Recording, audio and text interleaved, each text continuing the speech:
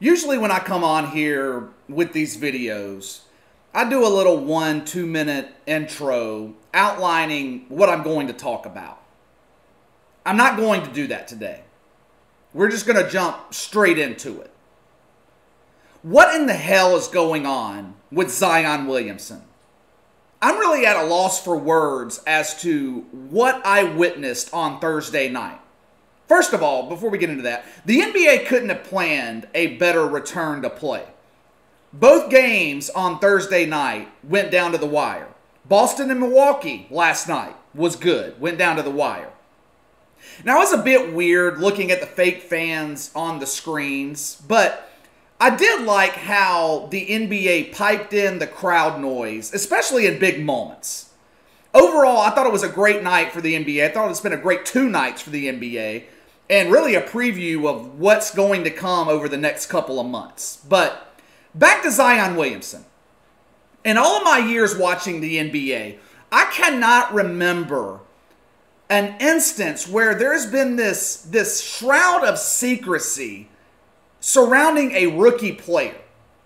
Since Zion was hurt last fall, last September, October, the Pelicans as an organization have given us limited information about him.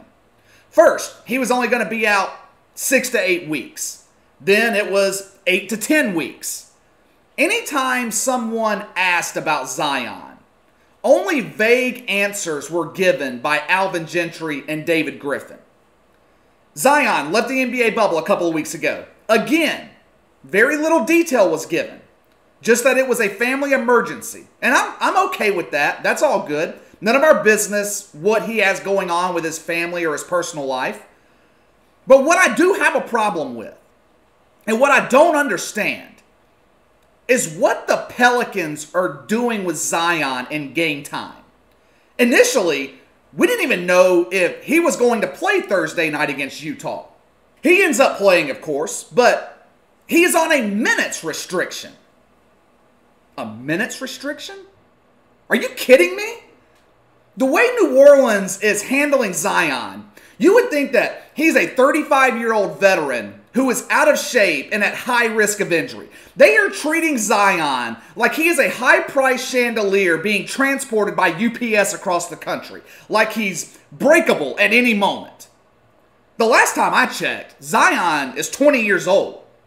He's had 4.5 months off. 4.5 months to get into shape, to get into condition.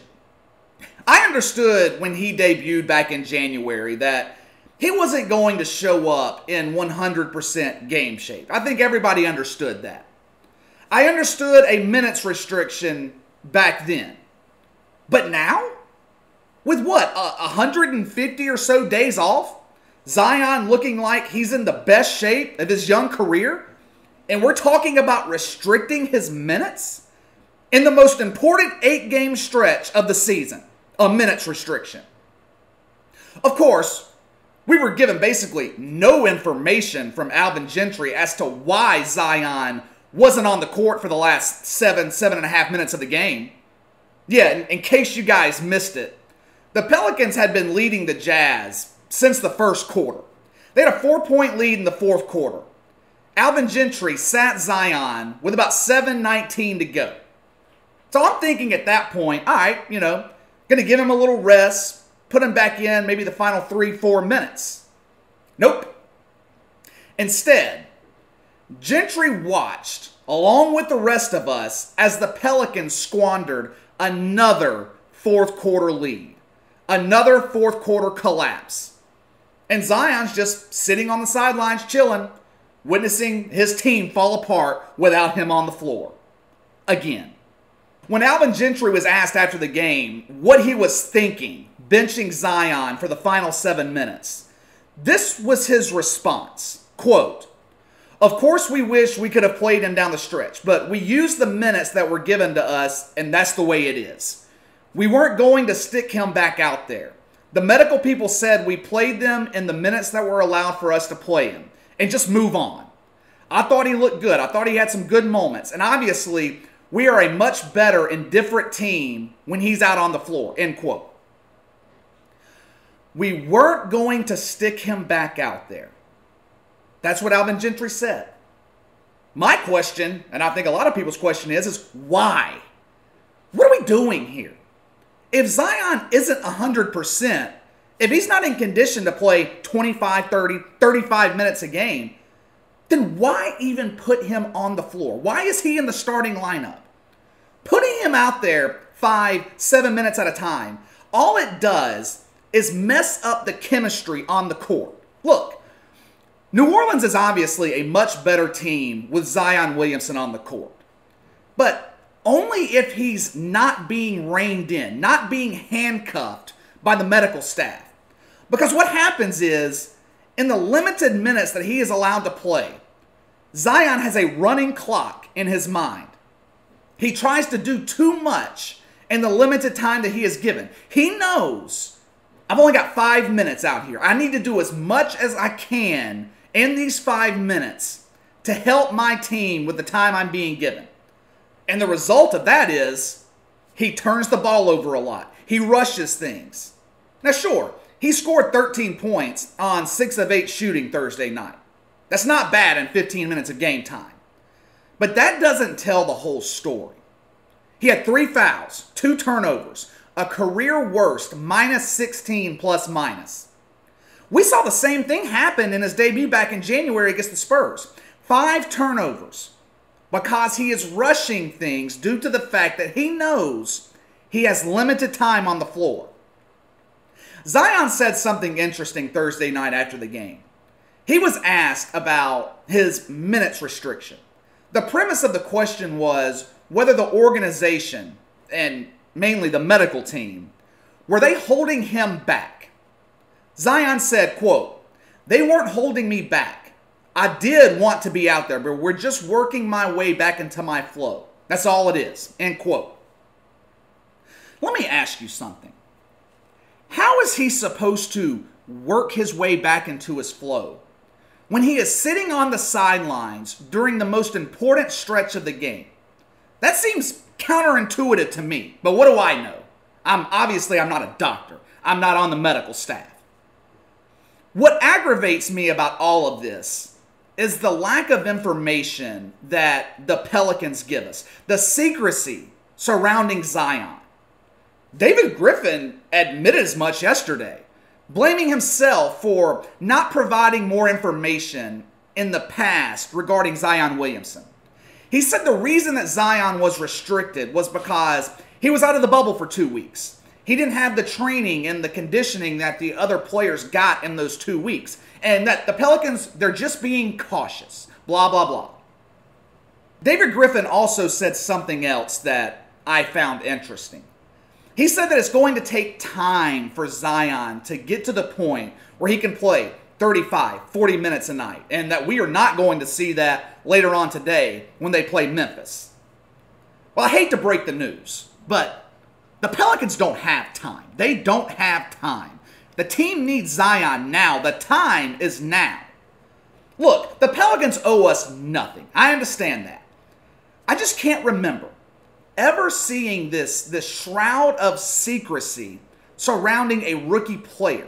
It just makes me wonder, what are David Griffin and the Pelicans trying to hide, if they're trying to hide anything? Maybe they're just being cautious. Now, is Zion restricted because he's out of shape? Doesn't appear to be to me. He looks like he's in the best shape of his career. So what else is it? And why isn't anyone in the media really talking about this secrecy that the Pelicans have around Zion? How come this really isn't being mentioned? Look, the Pelicans are not winning a title this year. We all know that. But that is not the goal. That is not why they are in Orlando. They are in Orlando for experience. This is invaluable experience for a young team. New Orleans has been given a generous opportunity by Adam Silver because make no mistake about it, Zion is the reason for this 8-game regular season. They have been given an opportunity to make up time lost when the league postponed the regular season. This is essentially an 8-game playoff for the Pelicans. This is a chance to get critical experience in playoff level basketball. Experience that cannot be learned during practice or during a regular season game in mid-December. This is on-the-job training for Lonzo Ball, Brandon Ingram, and more importantly, Zion Williamson. The only way for Zion to learn is for him to be on the floor. He can't learn sitting on the sidelines with pom-poms in his hands, cheering his team on. I'm not blaming Alvin Gentry here. It is not his fault. He is just doing what he is told.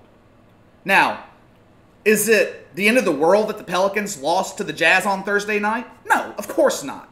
They have 7 games to clinch that 9th seed to qualify for the play-in games to get into the playoffs. But in order for that to happen, New Orleans has to win games. And in order to win games, their superstar player has to be on the court. The Pelicans need this 7-game series against the Lakers in the playoffs. Who cares if they get swept? Who cares if the Lakers own them? It doesn't matter. It is about the experience, what these young players learn, the adversity. All superstar players, all young teams go through this at one point. Michael Jordan, when he was young, was dominated by the Pistons for years before he and the Bulls got over the hump and started winning titles. When Dwight Howard was in Orlando and the Magic were a young team, they went through bad playoff losses for a couple of years before they eventually made it to the NBA Finals. My point is, the only way for a young team to get to that next level is to go through it and to face it head on. David Griffin needs to take the kid gloves off of Zion. I understand him wanting to protect his most valuable asset. I get it. But Zion's not going to be a valuable asset if you continue handcuffing him. Diamonds are not made from being treated softly. Diamonds are made from going through pressure. And David Griffin needs to allow Zion to go through this pressure down in Orlando. All right, that's all for today. Make sure to hit that like and subscribe button for me. Click the notification bell to receive all notifications from the channel. Appreciate you guys that have already done so. Leave me a comment in the section below. Let me know what you think about how Alvin Gentry, David Griffin, and the Pelicans as an organization are handling Zion Williamson. Do you agree with restricting his minutes, or do you think that they should take the cuffs off of Zion and let him loose? Let me know your thoughts. You can follow me on Twitter at KC_BTL84. If you have any questions, a topic you'd like me to discuss, you can email me at BTLKC84@gmail.com. Enjoy your weekend. I'll see you guys next time.